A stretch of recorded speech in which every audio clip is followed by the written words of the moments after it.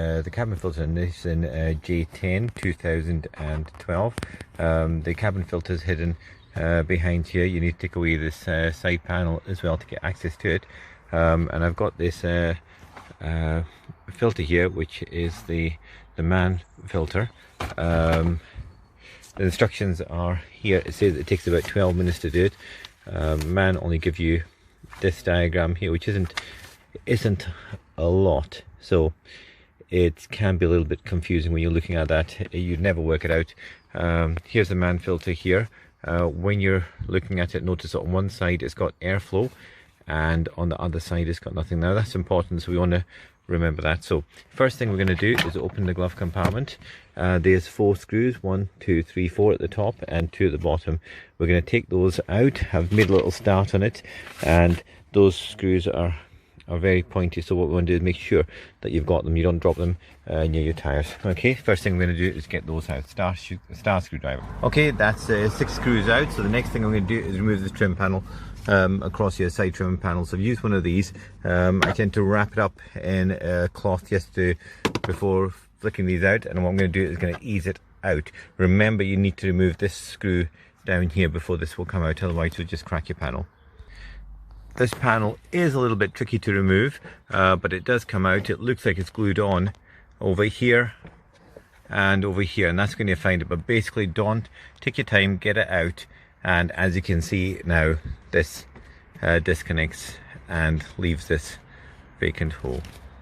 So the next thing you want to do is get hold of the light bulb here. You'll feel it with your fingers here, and you want to go inside through this hole and disconnect the light fitting from there, so it releases the light bulb.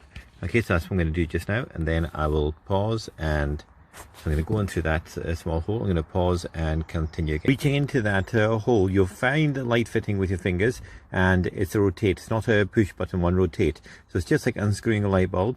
Turn it counterclockwise and you'll just feel it. This is a stage that I've got to so far.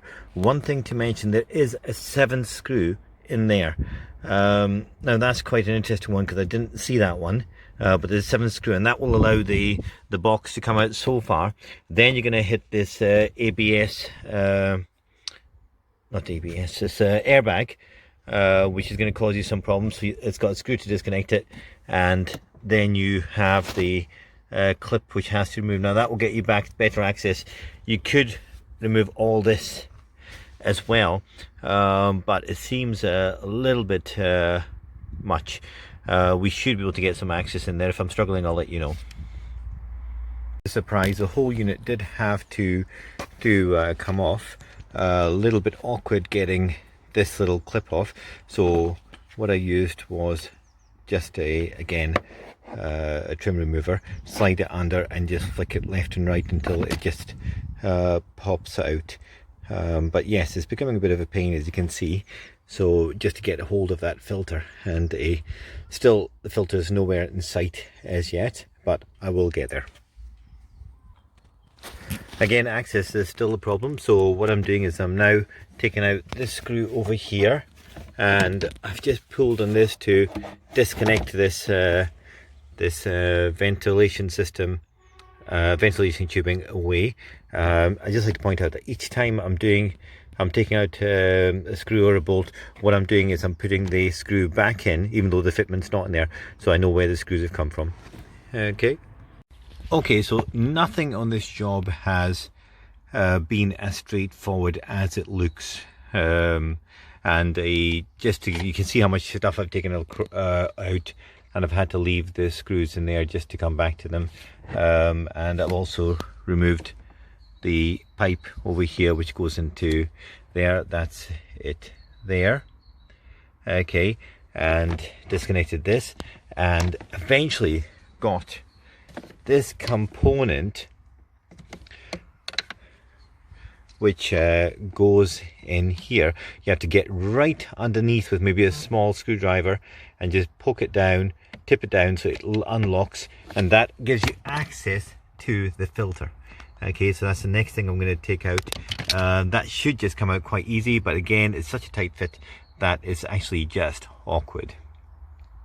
So I popped in a small screwdriver just to get some grip onto it and sliding it out, and you can see it's now about to come out. Now notice that when I'm taking this out, I'm just hoping I've got the right one here, because this looks remarkably dirty. So you can see that, how dirty that is. Now look at that, that's got the airflow. So the airflow is that way. Okay, now that's quite interesting, because that's the way that Nissan have fitted it. So I'm going to fit it exactly the same. So I'm assuming that is correct. That's my only assumption, is that that is correct, that they've got it around the right way, because I never want to go back in here again. And you can see all the gunk on the other side where it's been doing its job. So taking out the filter is one part, but if you look at it, if you go into the actual area here, you'll just get stack loads of leaves that are just sitting there. Just sitting there. So that's what I'm going to try and do, is get all these leaves out of that box before I put on the new filter. Okay, and that's the filter fitted. Now just to make sure, always make sure you fitted it in the right direction of path of travel. I should also mention that to get rid of those leaves, you can try going in with some sort of test tube brush. I don't know what they're called, but what I did was, again, I used this air compressor just to blow out all the leaves out of that area and out of that box, because there will be a lot of leaves packed in there, and of course that will be impeding your airflow as well. I'm working backwards now, so I've connected that back on, put those two screws in there. Notice that the angle goes in, so that's where the screw goes in there, and that's where the screw goes in there. Okay, we'll just keep on working backwards until we finish this job. Okay, that's the vertical air pipe fitted in into there, and where is it, back up there and into that area there. So always try and make sure that these connections fit nicely, so they're not going to cause any vibrations and problems later. So nice and tight.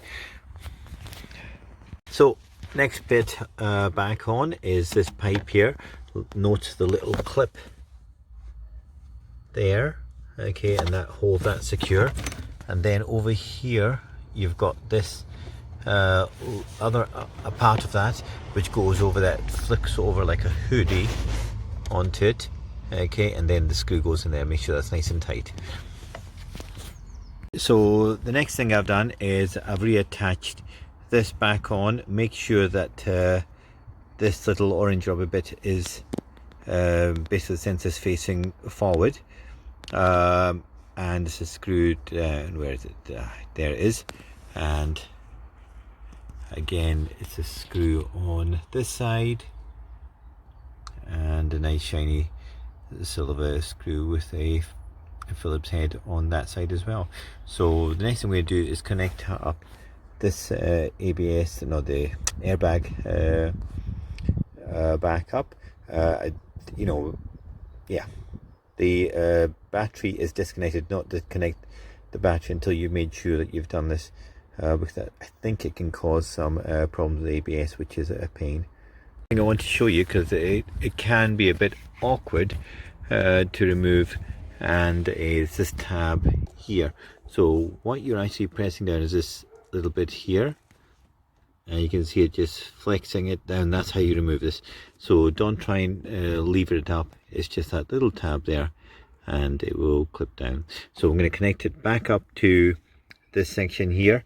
I have got a broken clip here, and I've tried to super glue it on, and it's not working. It's not having any of it. I will need to get one of these clips just to hold it in, and the reason for that is because you don't want all this stuff disconnecting, these wires coming out of the sensors and causing you a whole bit of problems later on.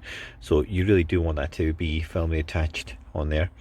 It has got a little bit of give on it, I'm going to give it one more attempt at trying to glue it in. Otherwise I may have to come back in and get a wee clip and just clip that back on, cut that old one off, put the new one on. Okay, I want you to look at the light bulb holder. You can see now that it is twist. You basically twist the light bulb holder to fit in there, and that will help you when you're removing it initially. Have a quick look at how this fits in. So it basically rests against that those clips. Okay, so it's again nice and fit. It's going to rest beautifully. If you find it's not resting, it's the wrong way around. I've closed the door and basically just slammed it shut, and now everything's in position, so we can just now go back to putting those 7 screws back in. Push all the trim back into position and just make sure it's sitting nicely. All these gaps are nice and tight.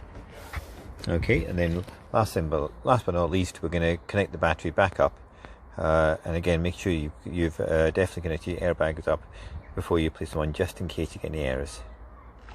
And that's the whole everything there that I can teach you on how to change the air filter.